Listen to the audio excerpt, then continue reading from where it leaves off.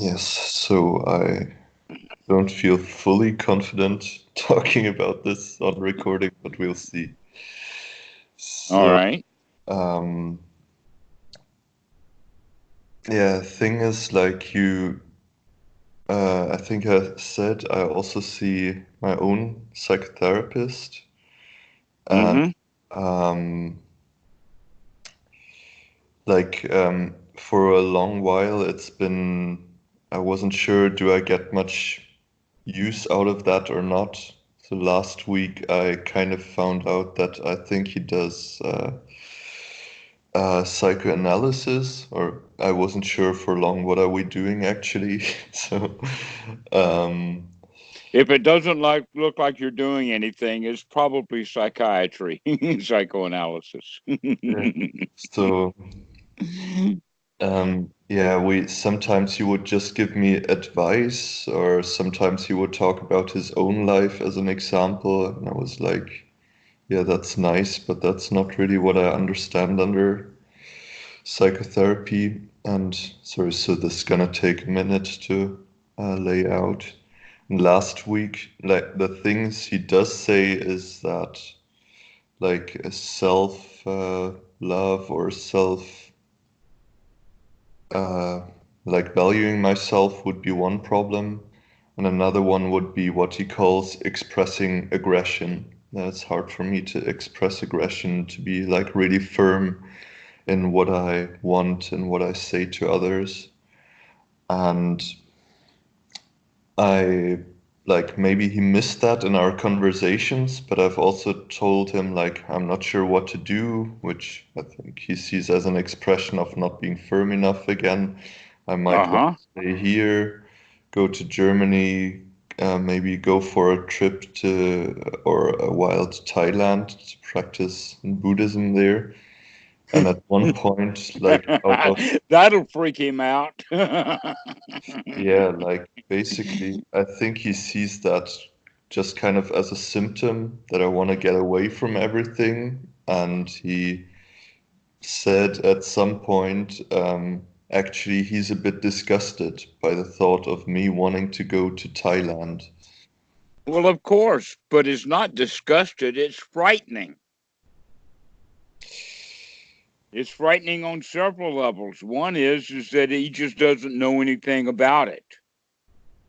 Yeah, yeah, And that's and that if he did know quite a lot about it, then you would have talked about it. But in fact, what you're doing is telling me that he is what I would expect him to be. All right. And we've already talked about this both in the realm of psychology as well as Buddhism, is when you don't know something like Buddhism, then we automatically perceive it as out there, over there, something outside of my world. And then it begins to get a little bit dangerous because it's other, because the territorial instinct kicks in at that time. And so he's going to have some aversion about it. hmm. So the one of the two things that you can do is you can explain to him without using a lot of Buddhist language what you're looking for, or stop talking to him about it because you already know that he's in a state of aversion for that kind of thing. Yeah. Also, yeah, feels weird to have this blind spot in therapy, especially because it's important to me. So I also thought it was weird that he said like disgusting, because that's not just hating or something, that's really actually like I think because he sees this as me running away from something. I think one part of it is also that he wanted to provoke me.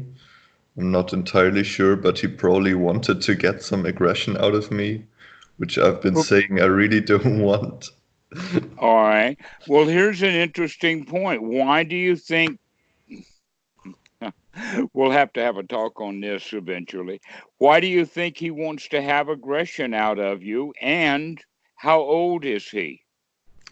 He's like 60, 60, 62 or so. Oh, okay. Well, he's on the borderline then for going into that part. And I don't know the history of it, but I do know that back in the 70s, which would make it a little bit young for his training, that there was the idea of getting the aggression out. In fact, encounter groups lasted well into the 80s, And but they eventually died out. these Wilhelm Reich things. Was that him? No, I don't actually know the background for this, but it's not Reich. Okay. At least I don't think so. That Reich was not known for trying to get people aggressive. I would change the language, though. And the language would be changing it from aggression into confidence. Hmm. And that's something that you can start to work on directly with your practice. Yeah. All right, in the sense that you are the lion, you are confident, you know you can do the practice, and you're beginning to understand how to incorporate both the Dhamma of the Buddha and modern psychotherapeutic treatment. Because, in fact, the goal is the same. It's just that the techniques are different. And I would say that there, it seems to me the teachings of the Buddha through the Four Noble Truths, etc., is a complete teaching, and it's so complete that it begins to point holes in psychotherapy. And that one of the holes that I have seen in psychotherapy, which is not so important, but the hole is that they don't give the client the responsibility to fix the problem. That somehow the psychologist still wants to maintain he's got some control here. And what I'm actually getting at is sati. The practice of sati, the practice of remembering, is something that is not taught in psychotherapy. And yet it is one of the most important qualities of the teaching of the Buddha, that you got to remember to not step in the cow pies. Yeah, like I've asked him repeatedly for tools or for stuff that I can actively do, and usually he tries to evade that. But last time he actually said, "I'm not gonna tell you how to live your life," even though that wasn't really what I was asking. Like the closest thing to sati, which was actually I thought helpful, that he said was to post post-its with just the things I want to remember and kind of internalize around the house. So that's Okay. kind of similar. But with him, it's sort of just like a nice idea. He might even have thought it up Yeah. to where within the teaching of the Buddha, you can see that it's all over the place. It's one of the qualities of the Eightfold Noble Path. When we speak of Anapana, we generally don't say it that way. We say Anapana Sati. When we talk about the four foundations of mindfulness, we're talking about the Satipatthana. When we go to the Sambhujana, sati is the first item on the list. Unremitting sati is actually an enlightenment factor. In other words, if you can keep remembering and keep remembering in the way that when you need it most, you remember what you need. So that's one of the things that I see that's missing in psychotherapy of all branches of it, is because of the relationship between the psychotherapist and the client, which is started off as the therapist is up here and the client is down there, and that seems to be the relationship that's going to continue on.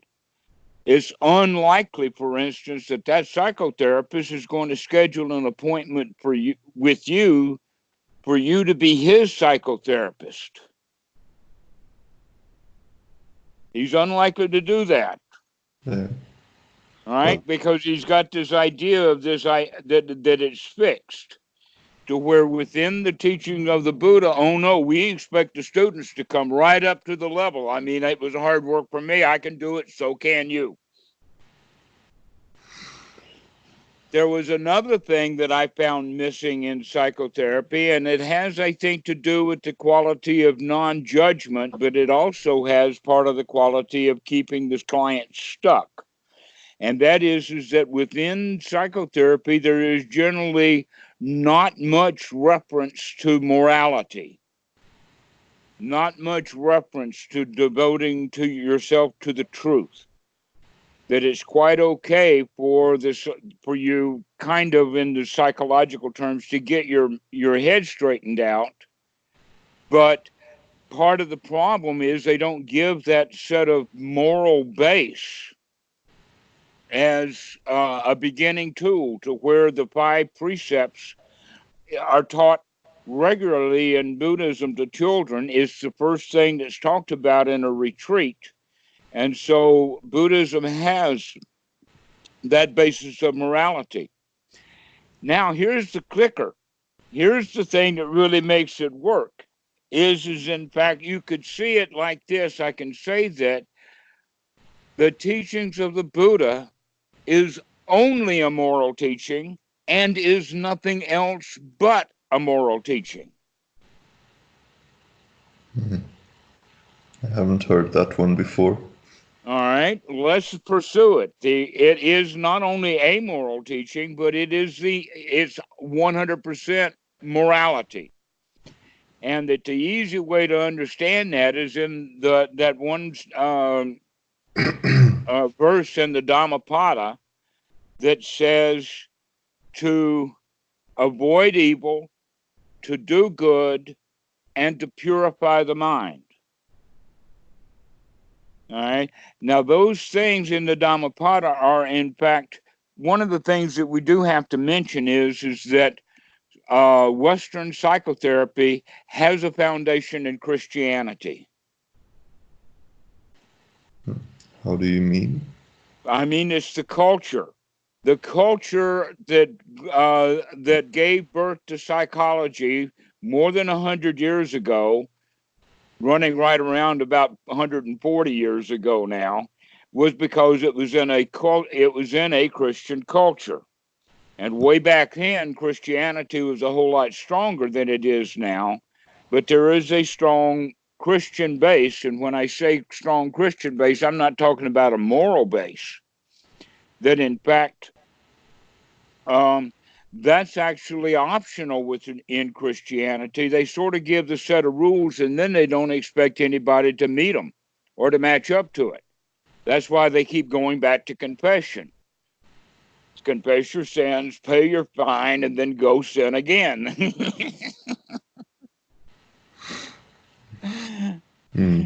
Because forgiveness will not only be there, but it will be there when it's needed most. That it's a forgiving thing. Buddhism is not forgiving. That, in fact, in the culture of India, where Buddhism grew up, they call it that you are responsible for your karma. The karma machine is going to get you. You better watch out. Right? And within Christianity, the other base is that everybody's broken and that you need Jesus to get out of it. Okay, so now the psychotherapist comes in and plays the role of the savior that's going to do it to the client. And when you mix money into it, now it sort of solidifies the situation so that the client has to pay to get the benefit from the psychotherapist, but the psychotherapist doesn't care whether the client gets any benefit or not, so long as he gets paid. That, in fact, if the client doesn't get any better, then the therapist is just fine with that. He'll continue to get paid. In fact, when clients announce, especially if they've done it for a long time, if they've been in psychotherapy for a long time with their therapist, and then they announce that I'm going to leave, the therapist will find reasons to stop them. Yeah. Yeah, I was Oh no, you still have issues. You're not ready yet. yeah, something similar. He actually said, like, yeah, but there's still stuff to talk about. Like, so one time I was saying, like, but do I even need this then anymore? And then he didn't react at all, basically. And I'm another sorry, time, I missed that. What did you say? sorry, one time I said something like that. So, do I even need this therapy more then? And he didn't react at all, basically. And another time he said, yeah, but there's still a lot of things to do here, I think, like the aggression and self-love and one or two other things he said. And now again, I'm thinking like, okay, if this is it, then so yeah, maybe I should just stop with it because basically I feel like I've gotten better in the last months, but it's more from our talks than my talks with him. And I I would go try so to, far to say that it's got nothing to do with either one of us. That if you're actually making improvements, those improvements are done with your practice of sati. The skills that you are developing is that which is going to get you out of your mess, not something that some old fat dude on the porch says, or is somebody who tries to dress and look like Freud. I guess implementing the Dhamma has been more helpful than, yeah, implementing, I'm not sure what. Well, um, the also there's another issue that needs to be looked at just a little bit, and that is that who is the psychotherapist or who is the Dhamma teacher? Because Dhamma teachers can fall into the same trap that psychiatrists and psychologists have built into their system, and that is the need for the Dhamma teacher to keep the student as a student. So we have that issue to deal with, but basically it is a set of skills to be developed, and that I think that I've even mentioned this before. I tell other students from time to time that my job is not to be your coach or your teacher. My job is to be your cheerleader. Yeah, I've heard that one. Okay, that's my job, is to rah rah sis boom bah, get out on the field and go fight, fight, fight, fight. You know, that kind of language that they use. But that's the point, is to give you the encouragement to continue to do that on your own, because that's where your real value for the practice of the Dhamma is going to be, is that you're going to actually develop those skills that we've talked about. But I'll take this opportunity to go over the list again. We start with right view. And as the skill of right view develops, it gets higher and broader and more encompassing and more compassionate for everything. In other words, mostly our views come based upon judgments and concepts. And as we drop our judgments and concepts, we can see things from a higher, I would start to say, a higher point of view. But actually, that point that we're talking about doesn't get fixed, it continues to move around. That one of the qualities of it is literally seeing something from another person's point of view. That's why psychologists who are really wanting to get the job done pay very close attention to the student, because you can then begin to see exactly what the student is going through. So direct, close observation of the psychologist or the Dhamma teacher or whatever is, in fact, that's a kind of compassion. is to really pay attention to what the student is doing, rather than trying to take the student and fit him into some model. And so going back to that point about morality, is that to avoid evil, to do good, and to purify the mind, that purification process, or the purified mind, is actually a noble mind that has a very high standard of morality. And that's part of what we train for. And this is why we use right view, is that we know how things should be, but that the world is not going to cooperate with making the world the kind of place that everyone would like. In fact, when I use the word should, I want to be careful to not use it in the sense that some being or some deity or something like me makes up what it should be like, and therefore I'm setting the standards or the rules. But rather, the standards or the rules that we're really looking at is always in the moment, through right observation to a right view, to see what is suffering and what is not suffering. And basically, what by watching, what we're actually seeing is the student going through various layers of suffering. Let me give you some examples.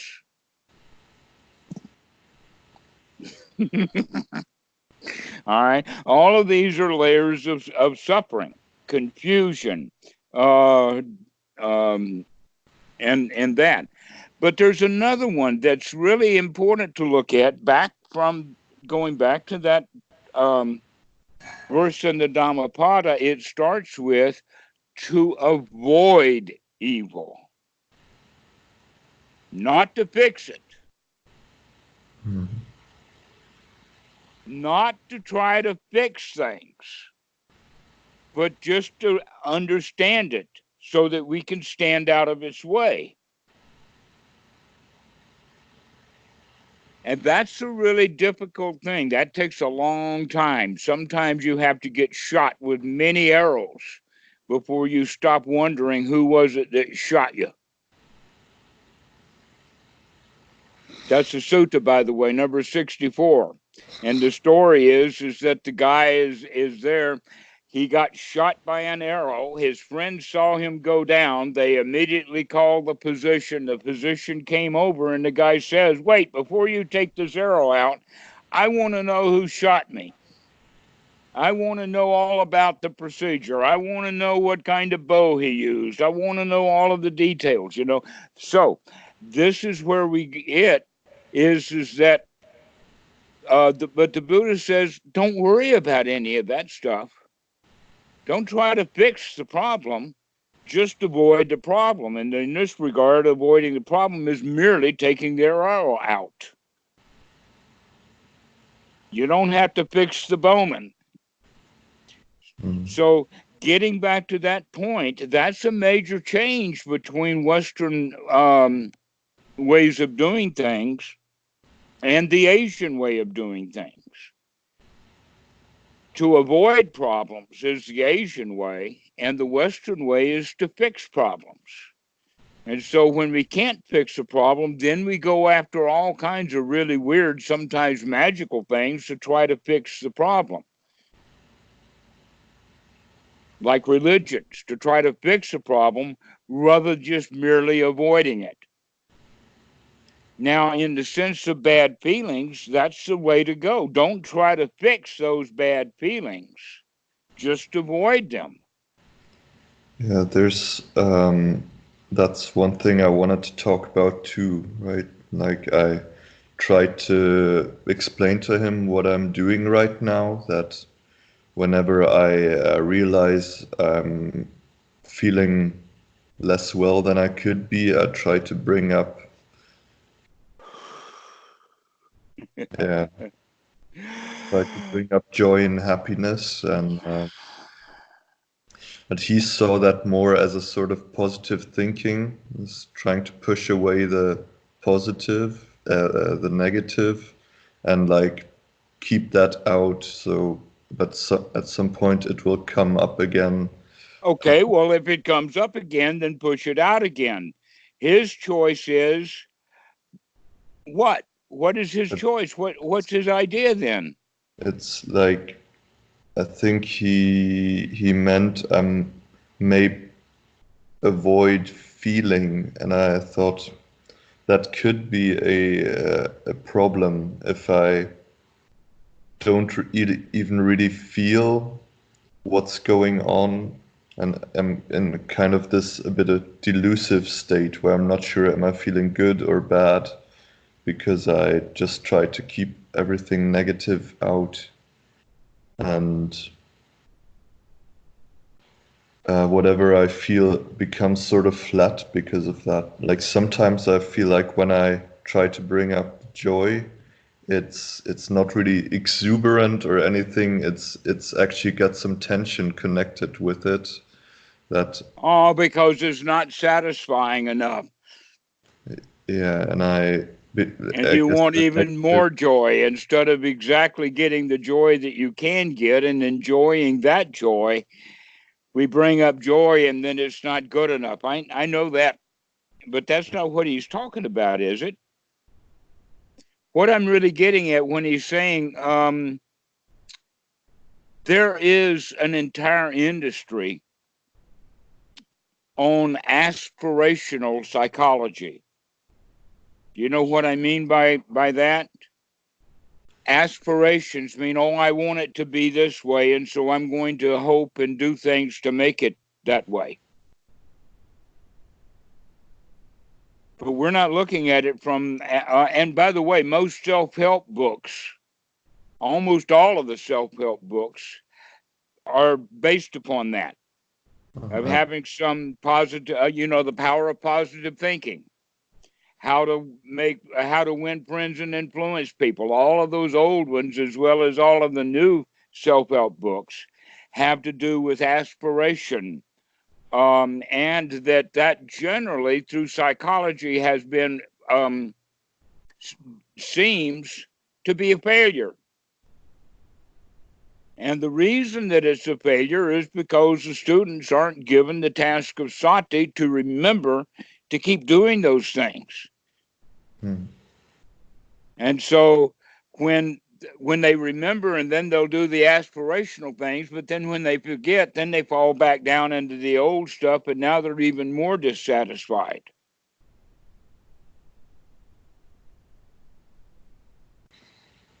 So back to sati again, to remember. If we can remember to take a deep breath and enjoy the moment, what's he got to complain about that? Or another way of asking him would be, what's the point of psychology or psychotherapy? What would I be like if I were, let us say, a very successful client? What would a successful client look like? How would the success be manifest? And one of the qualities is, as well, the success would be manifest in the feeling of success. All right, well, let's practice that then. That's a skill to be developed, the feeling of success. But the psychologists will say, oh no, don't get any success because you'll forget about it, you'll lose it, and then you'll feel miserable again. Yeah, so let's remember it again and then get back into being successful. Yeah, But so I that's a think good that question. What does psychology think that, I mean, let's look at Maslow's chart. An actualized human being. Well, what is an actualized human being?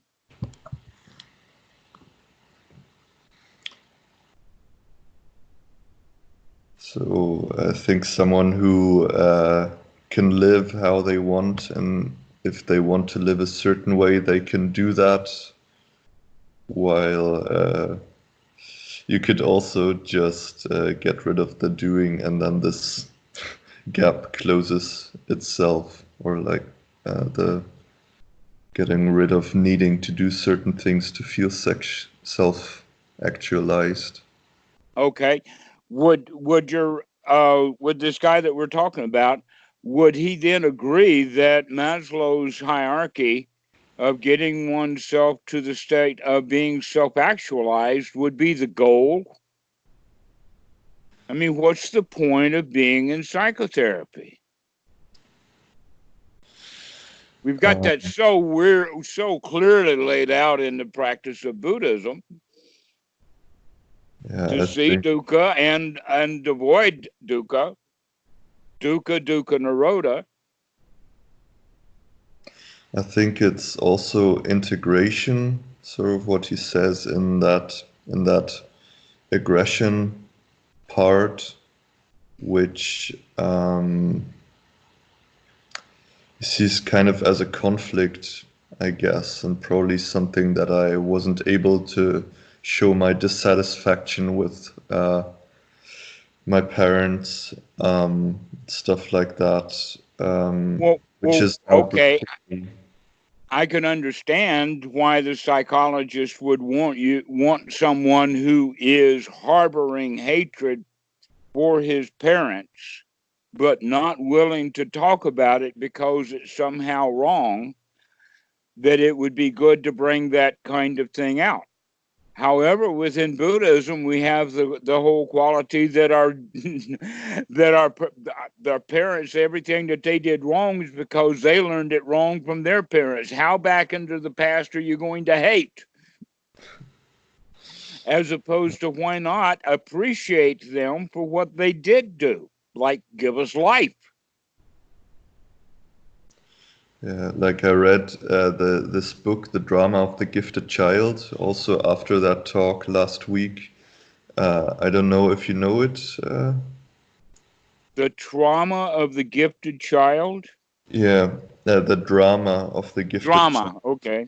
So it's basically by a psychoanalyst, again, Alice Miller, and she wrote something like that. If we have not been mirrored or in other way disregarded as a child, our usually mother wasn't clear for us, and she tried to get her own needs that she didn't have met as a child, like some available parent, so the child is always available, so she can get that out of the child, while the child again lands in that circle and will probably want that from its own child again. Yes, we That do tend child, to mimic our parents in whatever realm. yeah, and That's that, why a violent home life will raise children who will have a violent home life. yeah, and that child will always look for something done to get that person listening, but you can't really find it in the now because you're looking for something that's in your past, that hasn't been fulfilled. So it's sort of like an emotional sankhara, I would say. Yes. And Would you call that a sense of longing then? Would that be the feeling, a sense of longing yeah, I think something or like, a sense of emptiness? yeah. Have you ever met anybody who didn't have that? Uh, I usually don't pay attention to how much longing there is. So that might be an interesting one.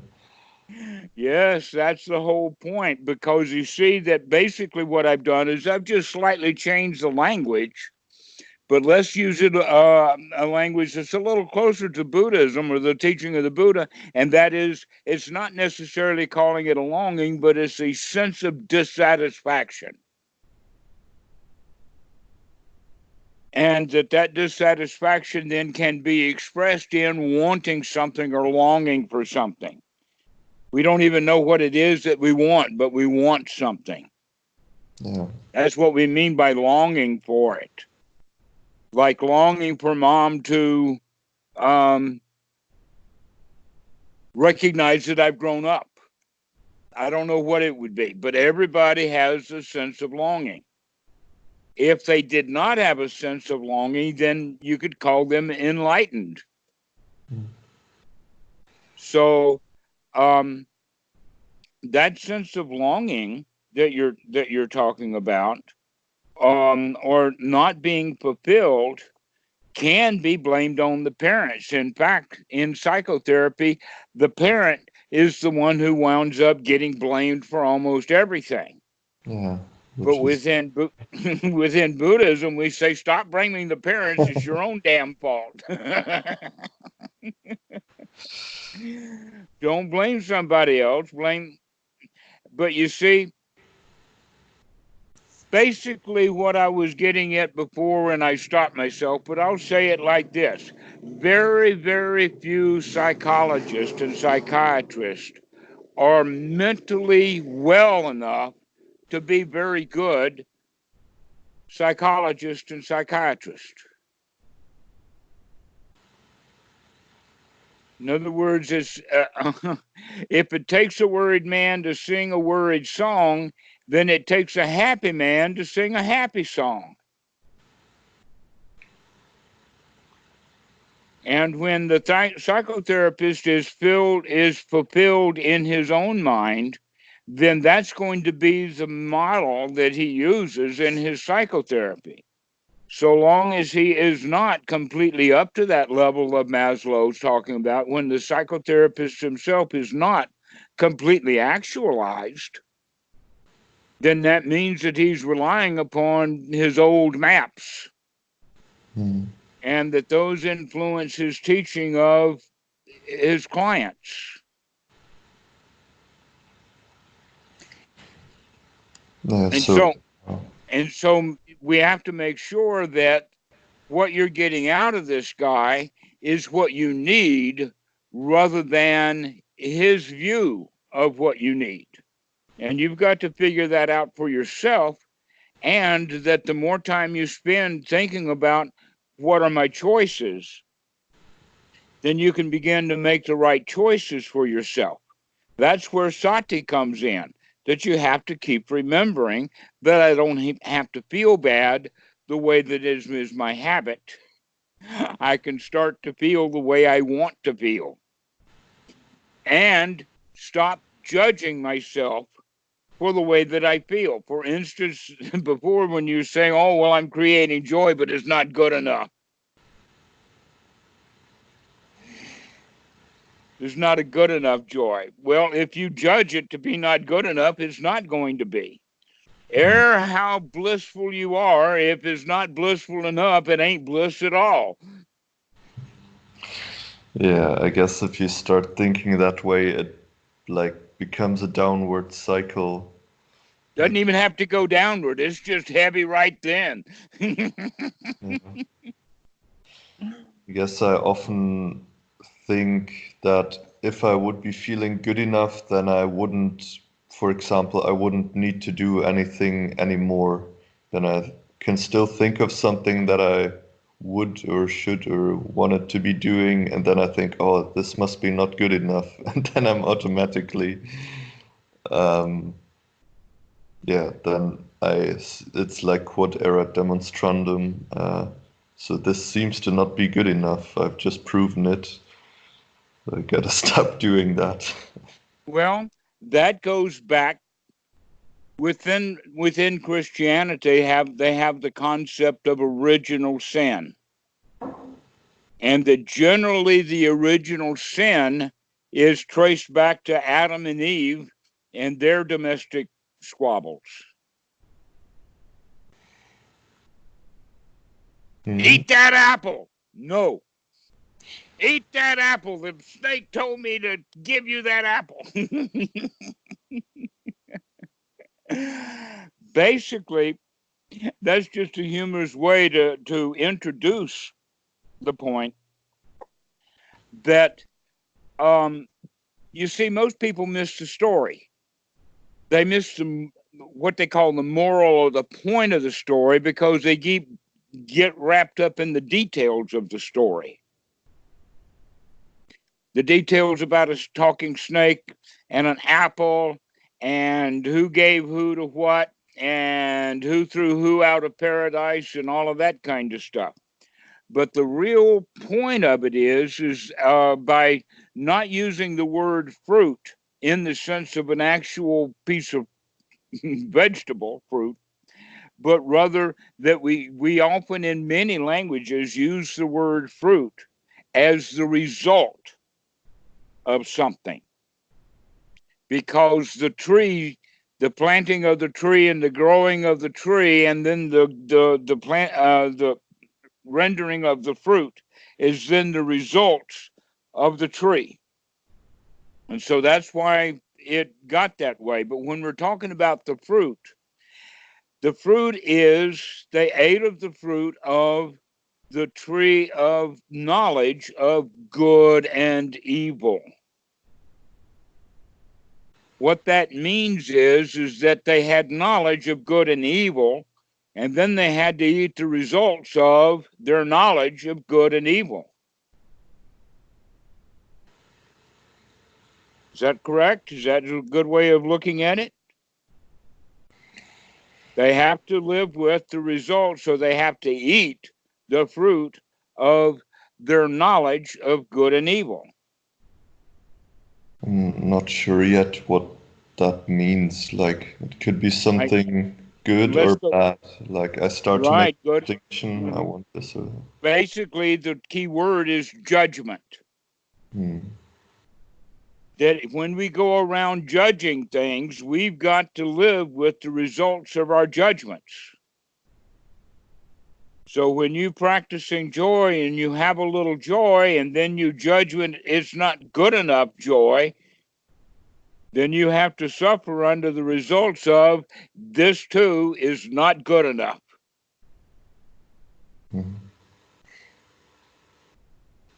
In other words, you destroyed your paradise right then and there. You created a paradise. It wasn't a good enough paradise. So out that paradise goes. It's no longer paradise. It's not a good enough paradise.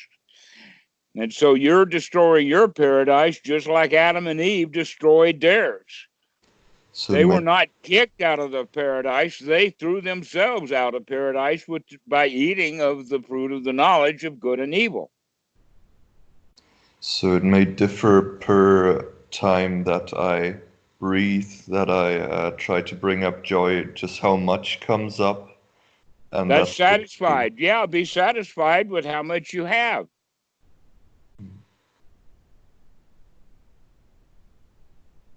And say, look at this. I can do this much joy.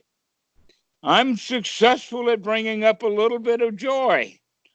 Because what is your option? Either one, no joy at all, or two, this joy is not good enough. Let's throw that out and go back to where we were. And so that's actually what Adam and Eve are all about. That's the story. And it's good to remember that story often, to stop judging.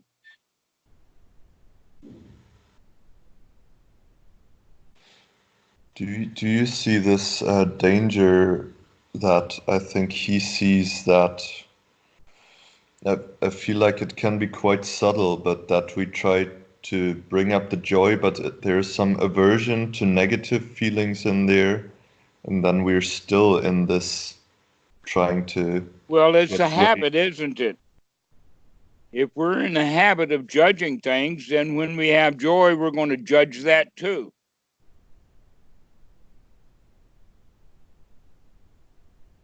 Instead of enjoying it, you're judging it.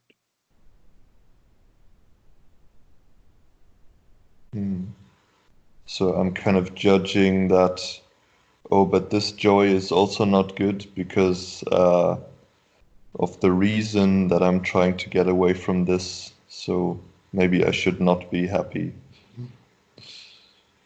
Well, that's another part that psychologists talk more about than Buddhism. And that is, do you deserve to be happy?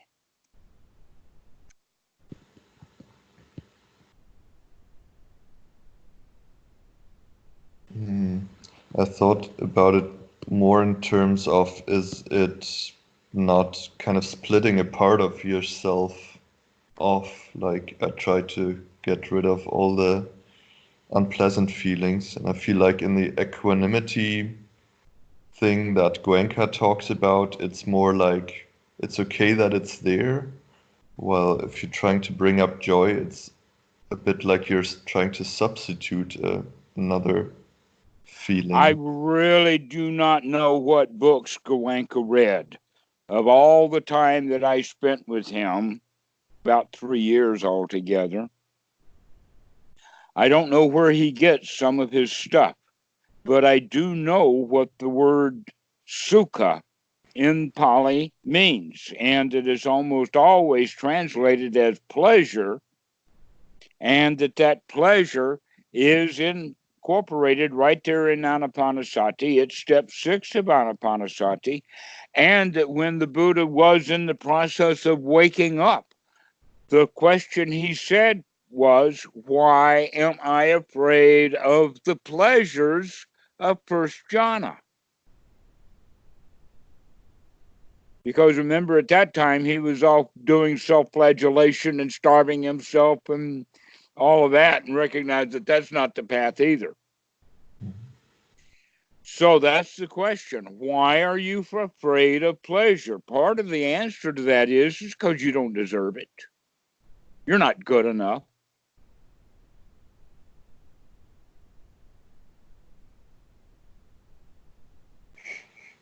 I'm waiting for you to say, yes, I am. And you didn't.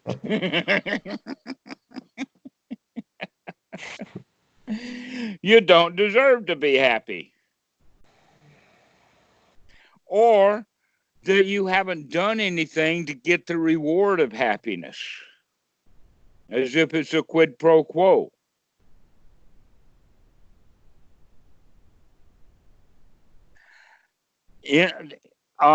Gosh, I forgot her name. Very famous psychiatrist or psychologist. She had the 3 P's: permission, protection, and potency. Have you ever heard of those 3 P's?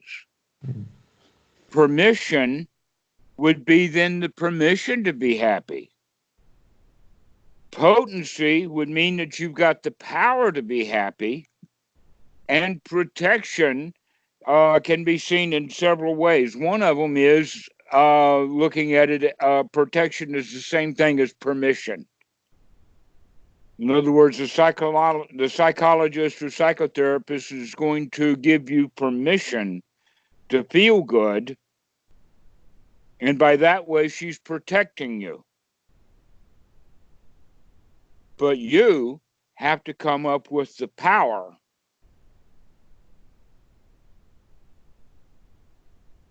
And where does the permission come from? Ultimately, even though the psychiatrist or psychotherapist can say that they give you permission, really you have to feel that permission within.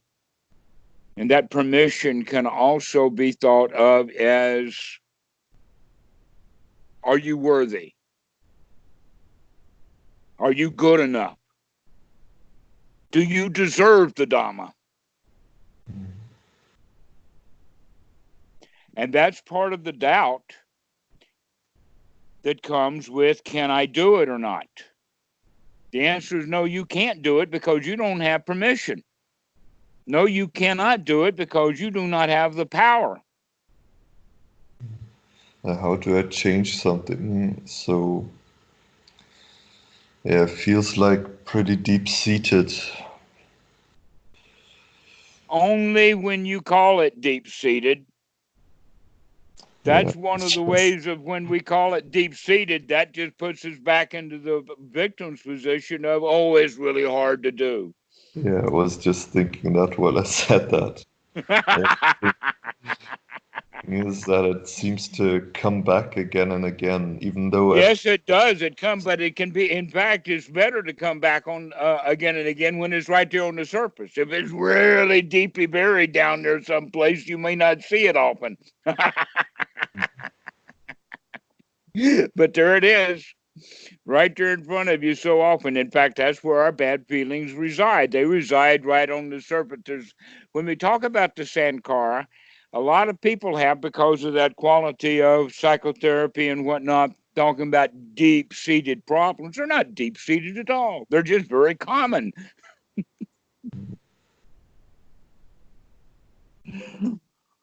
Yeah, so the place to look for the unconscious is in our actions and thoughts in daily life, just what is. Don't worry about the unconscious.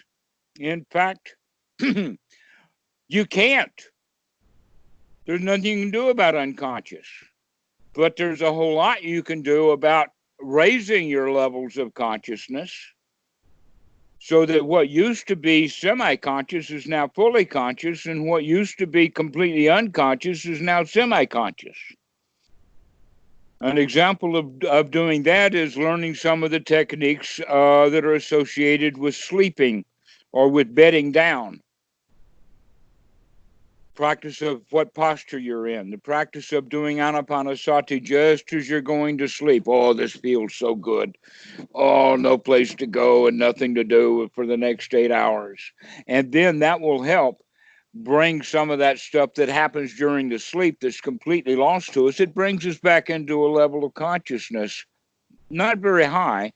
An example would be if you're going to sleep on your side, then remember to sleep on the side. And when you find yourself in the middle of the night, not on your side, you put yourself back on your side without really waking up. And so you can start to deal with things that are unconscious, including body postures when you're asleep. But let's not work at that level. Let's work at the level of bringing things that are semi-conscious up to the level of consciousness.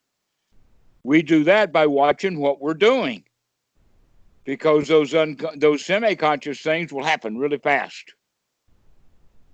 So by paying attention, for instance, me paying attention to you very closely while I watch your hand movements, gestures, nods of the face, wrinkling of the eyebrows, because you do it in two ways. One, you've got vertical lines right here, and the other one, you've got the standard horizontal lines that other people have. And I used to be conscious of that, because when I first learned about it, yeah, facial gestures have a whole lot to do with it. And so it's good idea when you're wrinkling your forehead to know that you're wrinkling your forehead, rather than having that as semi-conscious. And this is all part of Anapanasati step 3 of knowing the body. So we bring things up to a level of consciousness so that we know it by watching for it. This is, again, one's right view. But we can only watch for things when we remember to watch. That's why sati is so powerfully important. That's the main skill to be developed, is to remember to be here now. Remember to look at the body. Remember to figure out what it is that I'm actually thinking about and whether it's worthwhile thinking about or not. And as we do that, taking the right effort, and part of the right effort is to make sure we're breathing deeply, and also the right effort to gladden the mind and be satisfied with that gladdening of the mind. And so we then develop the attitude of being a winner rather than a loser. And all of that stuff is built right into the practice of Anapanasati. And that practice of Anapanasati is developing the skills that are listed right there in the Eightfold Noble Path. And when we get, let us say, skillful at it, then our sati is almost unremitting. It just keeps coming back and coming back and coming back. And don't much time go by to where you say, yeah, I'm here now. And then the investigation, enlightenment factor. The investigation is to be here now, to wake up and look at what's going on. That's right view. Right noble view and investigation are so deeply entwined that they're in fact the same thing.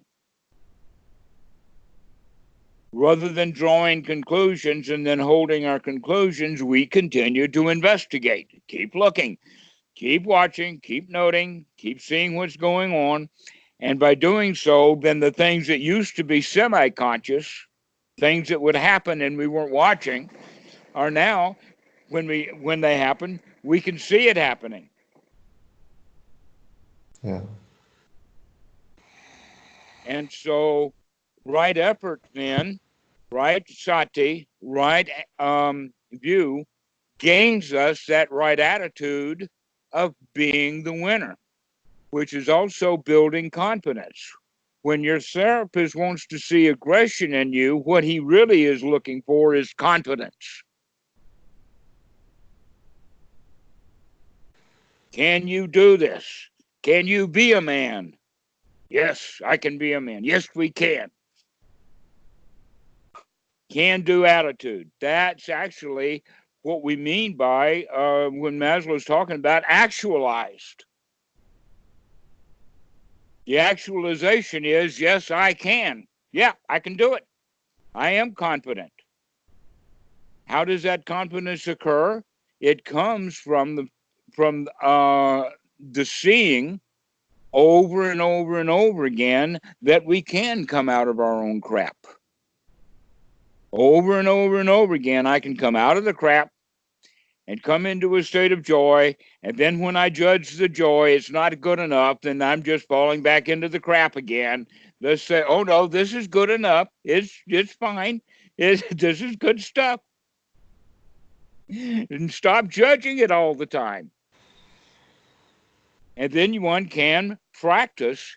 Now, the next thing that is generally a major difference between psychotherapy and the teaching of the Buddha is that with the teaching of the Buddha, these skills are to be developed in this moment.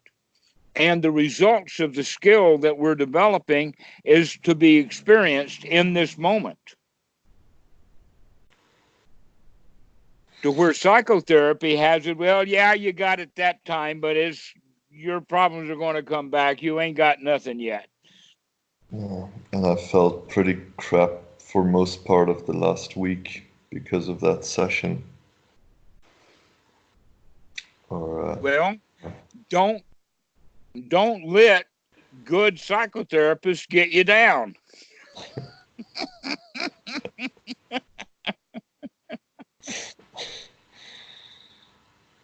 Yeah. But to recognize, number one, he's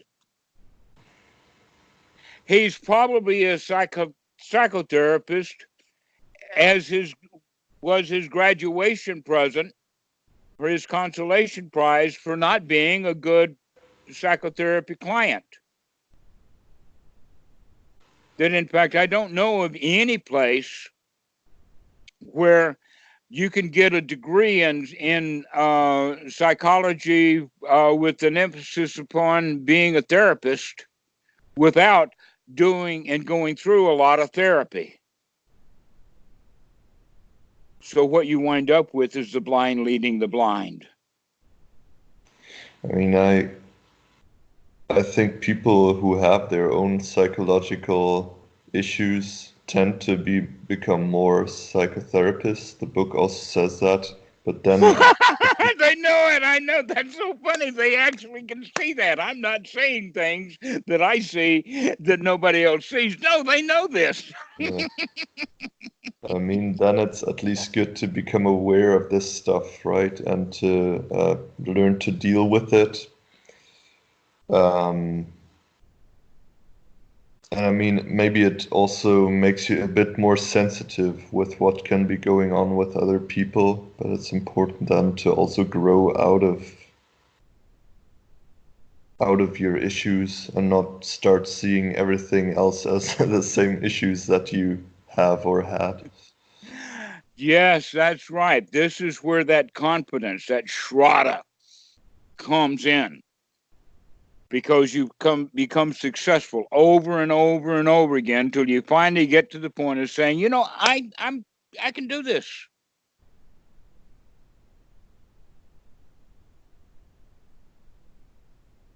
I can do this. Yeah, I can bring joy. It may not be the best joy, but it's joy.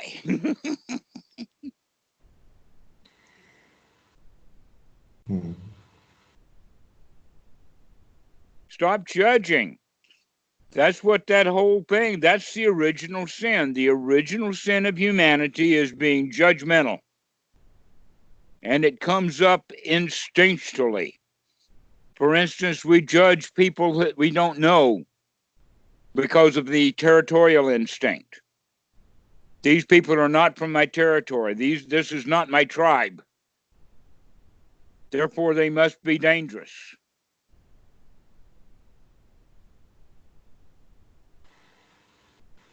You know, there's been almost never a defensive war that's ever been fought.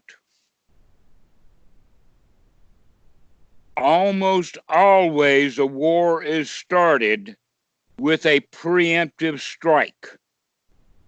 You know what I mean by preemptive strike? Yeah. Oh, they're dangerous over there. They're about to get us. Oh, they're about to charge. Look at what they're doing. They're getting prepared for war. Let's go get them. And that's the start of every war. Whether it's war of nations, the war between two people, or even within ourselves.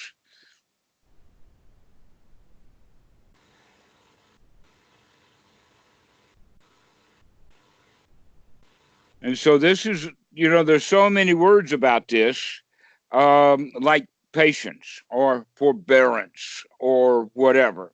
But a much, much better way to look at things is become satisfied that this is good enough.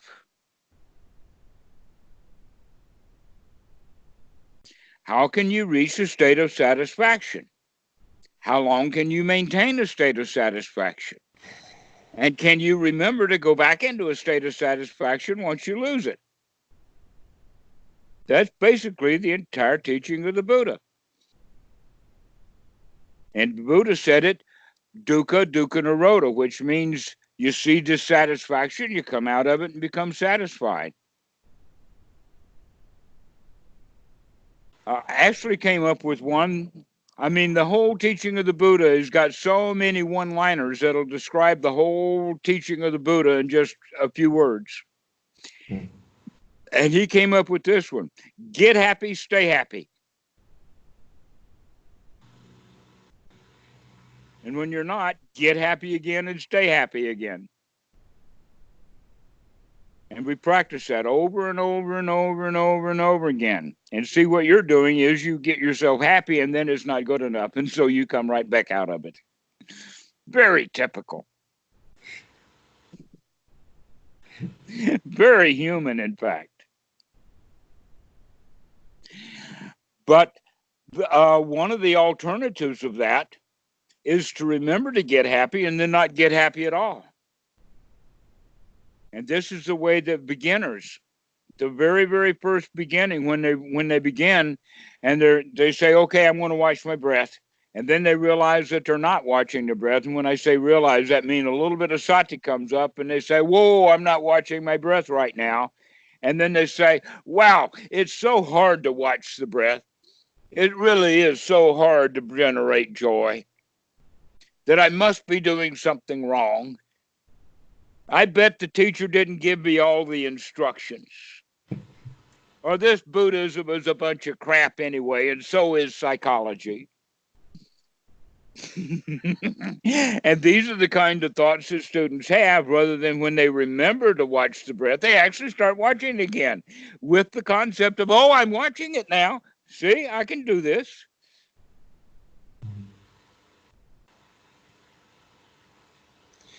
Is there So a possibility to, like, for example, I now like happy music more too, but I also enjoy sometimes, yeah, sad music or music that's about difficult emotions, and to be like, I feel like it's also possible to be happy with that, to just be at peace with that, maybe even with a sense of compassion or something. While it's not this exuberant, I got you, this feeling, but it's also, I feel like it's a very beautiful part of my life. Is it possible to have these things I next see to those. There you go with those vertical bars in your. It's almost like you're questioning your own motives. a bit, yeah. And if that's not, yeah, almost forbidden, then it's sad emotions. Better get away from that. Well, you have been given a lot of rules. And one of the qualities of psychotherapists is that they invite even more rules. Like you But the gotta show teaching of the perfection. but the teachings of the Buddha is no, let's dispense with the rules and be here now and be here joyfully and not worry about the world. That in fact, you probably heard me use this expression. I like it a lot. I don't know which student gave it to me, but he says that you're the emperor of your own pile of dirt. Everybody's the emperor of their own pile of dirt. Okay, well, part of the pile of dirt, in fact, most of the dirtiest stuff in there is all the rules that we can't live up to, or the rules that are hard to live up to. And so, coming out of those rules, we need an alternative, and the alternative is suffering and no suffering in this present moment. And so we live in the present moment and enjoying this present moment rather than planning for the future. But yet psychotherapy is generally still very future oriented because they haven't figured that one out yet. I know that they figured out mindfulness and they're beginning to practice that a bit. But eventually the psychologist will figure out, oh, be here now. Live in the present moment rather than living in the past or in the future. Because in fact, what the future is nothing but a projection of the past. Now, the thing about it is about now is that it's always been now. From the Big Bang all the way up to the burnout of the sun and way past that. Whenever you see something, you see it right now.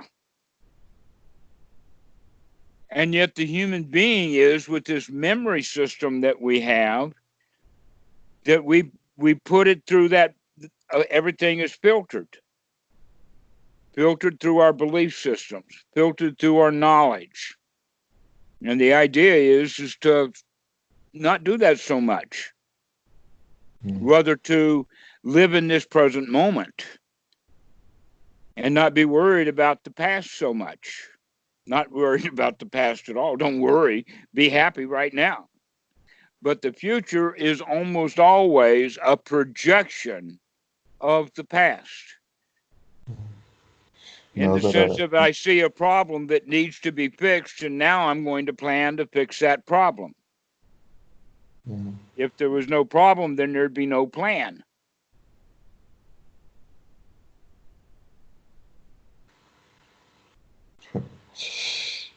yeah, now that it feels like sinking to me whenever I sink into memory or thoughts about the future, a problem to be solved. It's like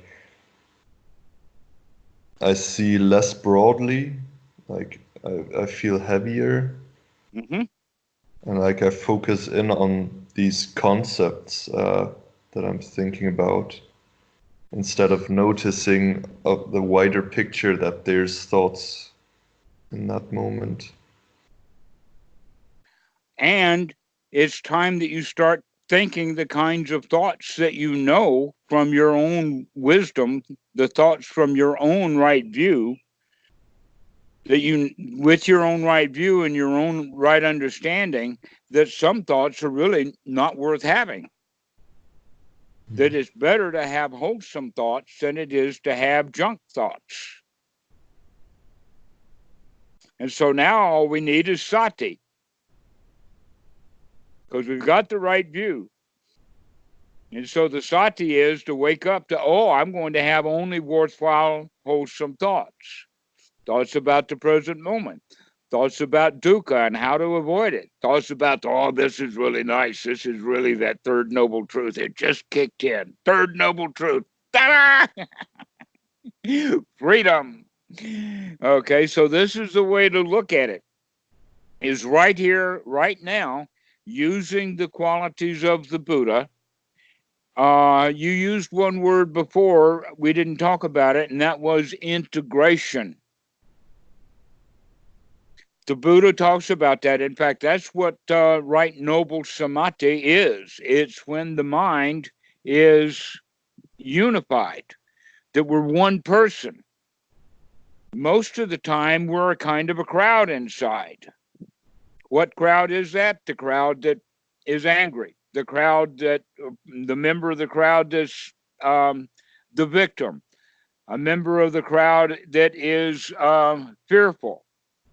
The member of the crowd that is full of anxiety, etc., like that. And when we rid ourselves of those kinds of emotions, and we choose that we're going to have one feeling, and that feeling is the feeling of satisfaction,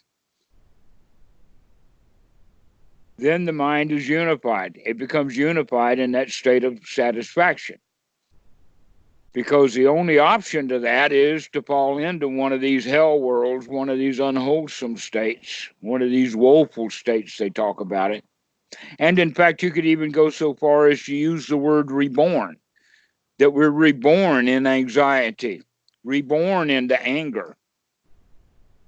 And that's where the self comes in. And that self is almost always, let us say, multifaceted, or another way of saying it is that it's actually a crowd inside.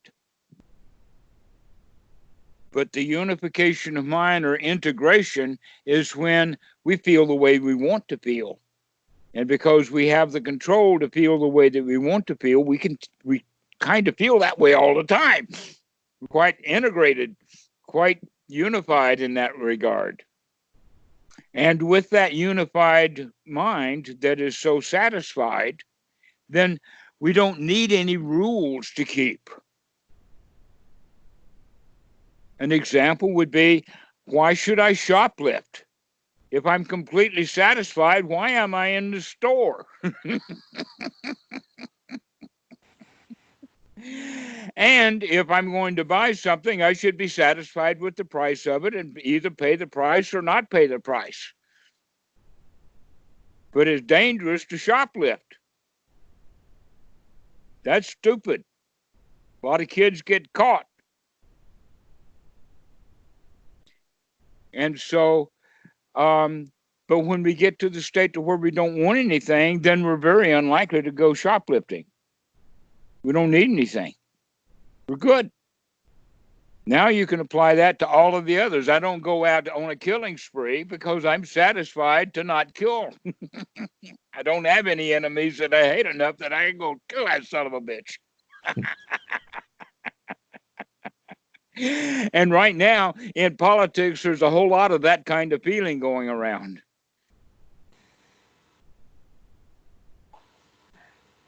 Second Amendment rights, they call it, which means I want that guy dead. All right. Well, if you're completely satisfied with the fact that people are doing all kinds of stuff, not my problem, then I don't want to hurt anybody.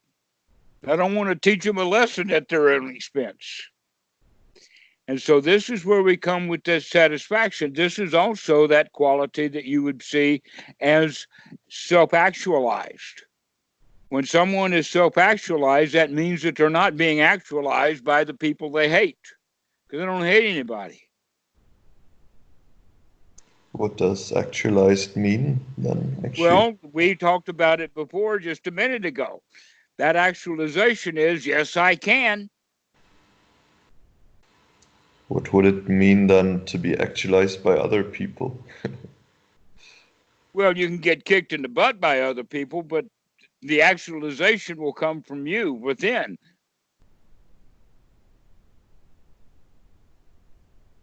Right. Not other motivated, but self Directed.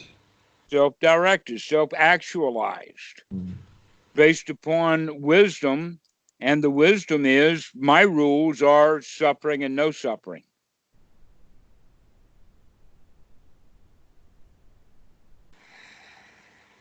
Dedicated to the truth, or expect the truth. In fact, as a psychologist, I got a secret for you.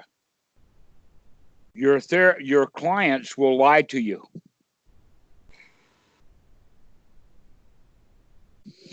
If you're a lawyer, your clients will lie to you.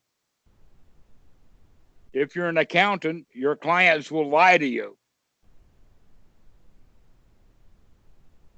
But as a Dhamma dude that is dedicated to the truth, you begin to recognize what's true and what's not true. So you become very good at detecting lies if you're observant.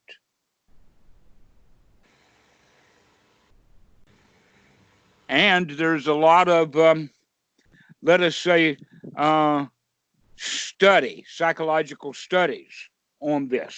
There's some videos on YouTube and whatnot. But Bandler and Grinder in their NLP spent quite a lot of time with that, of how to detect when someone's lying to you. And so they did it by observation, that the psychotherapist should look at this at the client a lot carefully, so that you can notice incongruencies. Here's an incongruency for you. See if you can catch this one. Wow, it's really good today. I had a really nice day.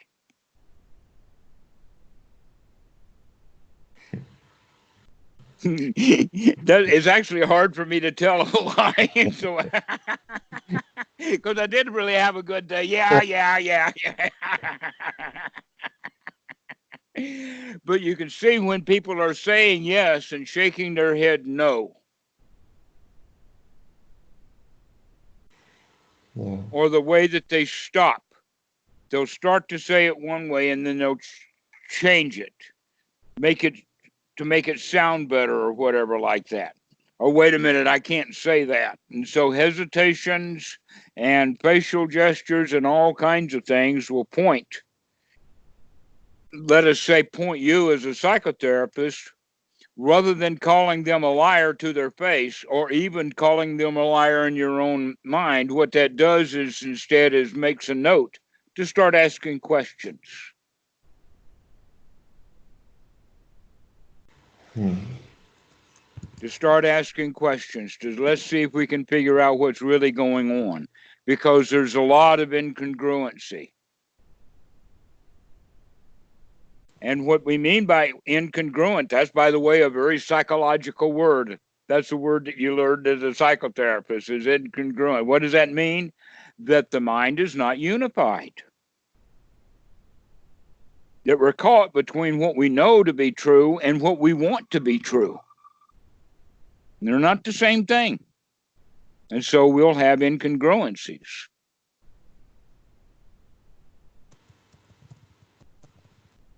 So let's wrap this up then with the point that going back to being self-actualized by practicing over and over again using sati, using these skills of the Eightfold Noble Path, and develop them as skills, then that means that your confidence will increase.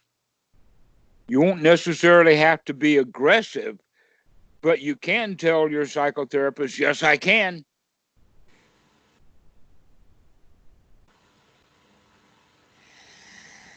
And I think that that's one of the things he's looking for. He's looking for some positive stuff from you. And when you get positive, you start to judge it and then you go back down. So be careful of that. That when you become positive, it's good enough. I'm happy right now. I may not be as happy as I've ever been, but this is good enough. I'm satisfied.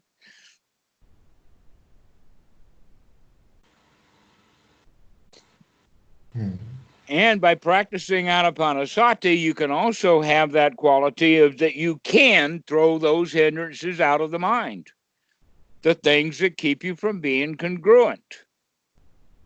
And you can think the thoughts that you want to have, thoughts that are positive, wholesome, beneficial, including, yes, I can be clean. I do not have to have a dirty mind in this moment. I don't care about next year or next month. I might be in hell in next month, but right now I'm going to be good enough in happiness.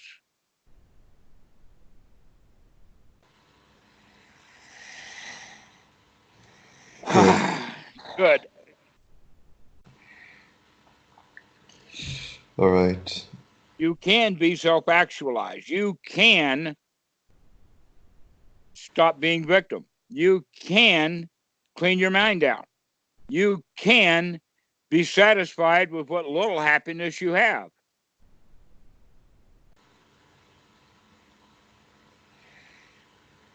You can be successful. You can have right attitude. That's what the Eightfold Noble Path is really all about. And as you continue to say, I can do this, yes, I can be happy, I can notice, I can look, I can investigate. And the more you investigate, the better you see. And I think that's what your psychologist or psychotherapist is really looking for from you. He's warning you, not, he uses the word aggression. By the way, does he speak German to you in psychotherapy when you're talking to him? Yeah. Okay. I doubt that he's actually using the word aggression. Yeah, he said that at some point he meant something like this, being clear in what I say or being firm or something. Then I'm a bit confused why he really is determined to use that word aggression. But he means okay, what? Uh, Go ahead. Yeah. What's the actual German word that he's using? Like I know German. no, it's aggression. It's the same. So All right. I think Well, he he, does. He won't. That. In fact, I'll be honest with you. I'd like to see some more of that oomph. some positive. I can do this. I can fix my problems. It's not my mommy's fault.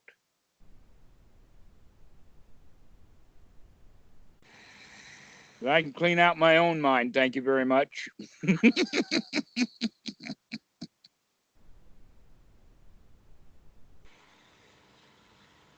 Next time when you see him, you'll be so positive, you'll be surprised.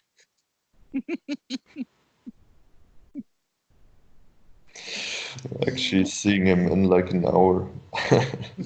Pardon? I'm actually seeing him in like an hour. Oh, wow. All right. I can see you stomp in that office with him and says, I'm ready for you now, dude.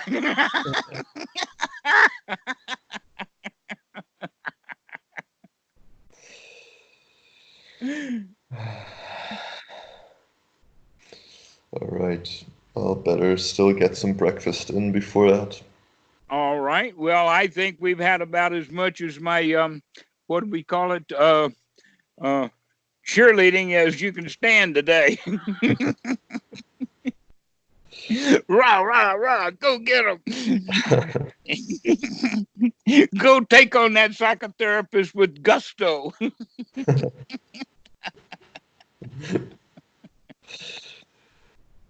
Right. Well, thank you very much again. This has been great.